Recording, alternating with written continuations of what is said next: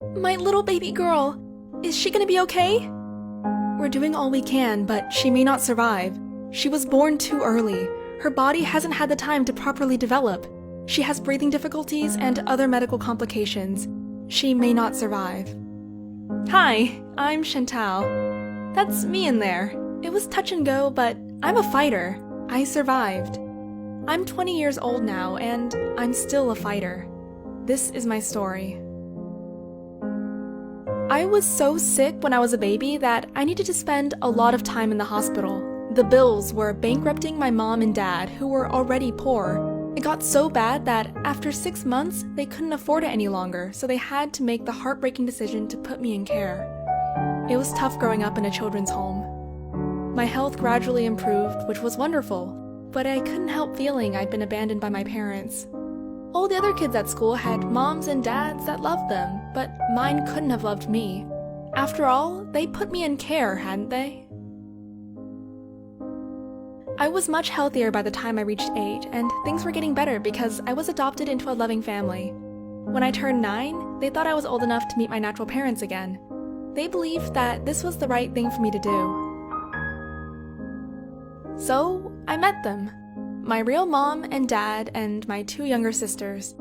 At first, it was just short visits, but over the years, these became longer and my natural family became a part of my life.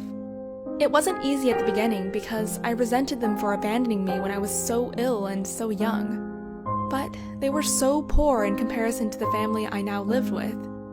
I grew to understand how hard it would have been for them and began to love them as much as my adopted family. It was hard to be in the middle of 2 completely different families, especially when my birth family unit began to fall apart. This happened just after I started high school. Mom told me and my sisters that my dad was moving away to live with our grandmother for a while. She made out it was to help look after her, but in truth, he was leaving home, something she never told us. One day, my foster mom took me and my sisters to a Halloween hunt evening. We were having so much fun until my foster mom asked my sister how my dad was. To my horror, she said my dad had started drinking. I was so shocked.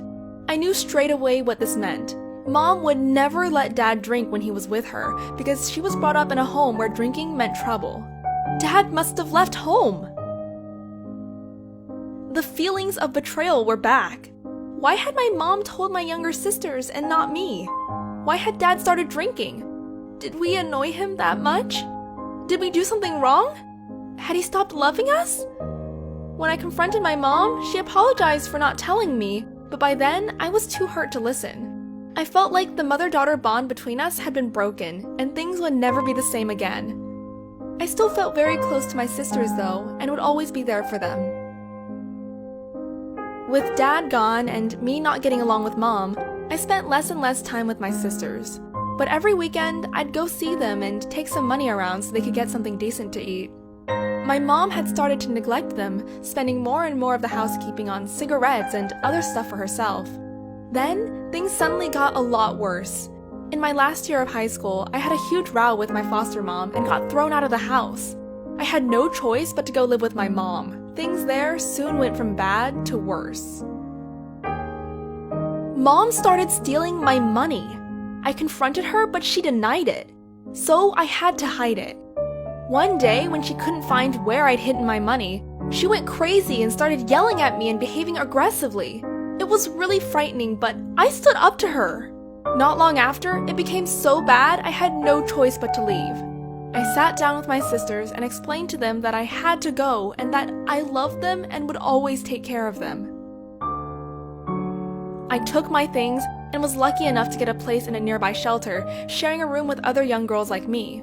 We all got along great, and it gave me the stability in life that I needed. I was able to go back to school where I soon qualified to go to college. At that time, I saw less and less of my sisters. Then, one day, I heard things at home had become so bad that one of my sisters had ran away to live with my dad. I knew this was wrong, and it would be awful for her to live with him, so I made a plan. I would call her and ask her to come over so we could talk. Then, I did the hardest thing I'd ever done in my life. I called the Children's Aid Society and told them what had happened and arranged for them to meet her and talk to her about how things were. My sister was reluctant to talk to them at first, but when she finally opened up, she told them things that even I didn't know about. It nearly broke my heart, not just because life had become so hard for her, but because they were so bad that she didn't feel she could tell me about them. I felt relief that they decided to take her into care. But what about my other sister? I had to tell them about her as well. I told them that my mom was tough and getting my sister away from her would be hard. I was able to get a message to my sister so she knew someone was coming for her. She secretly packed her bags and, although terrified, she was ready when the knock came on the door. Not long after she was taken into care, my sister suddenly turned up on my doorstep with her bags. She was in tears because she wanted to live with me. Seeing her there looking so frightened almost broke my heart. I made my mind up there and then that, despite still being young myself, I would fight for custody of my little sister. The next 6 months was a battle between me and the authorities for her custody. They said I was too young, and to make it worse, Mom was demanding to have my sister back. It was at this time I was accepted into college, so things should have been looking up. But out of nowhere, my mom turned up at the college office demanding to see me. It was so humiliating. She was making such a scene, demanding that I give her some money. But even if I wanted to, I had no money to give her. I needed every cent for me and my sister. When I refused, she started to follow me home. The last thing I wanted was for her to find out where we lived now, so I had no choice but to call the police. Calling the police on my own mom. You can imagine how terrible that made me feel about myself, but I had no choice. I had to do it to protect me and my sister. That happened over a year ago, and it was the last time I saw or spoke to my mom. It's been tough to get here, but things are much better for us now. For someone lucky to just have survived being born, I think every day is a miracle. I know growing up for me and my sisters has been tough, but to conquer all the hardships and be where we are now is wonderful. When you look up at the mountain in front of you, it seems impossible to climb. But with a strong heart, love, and determination, you'll get there.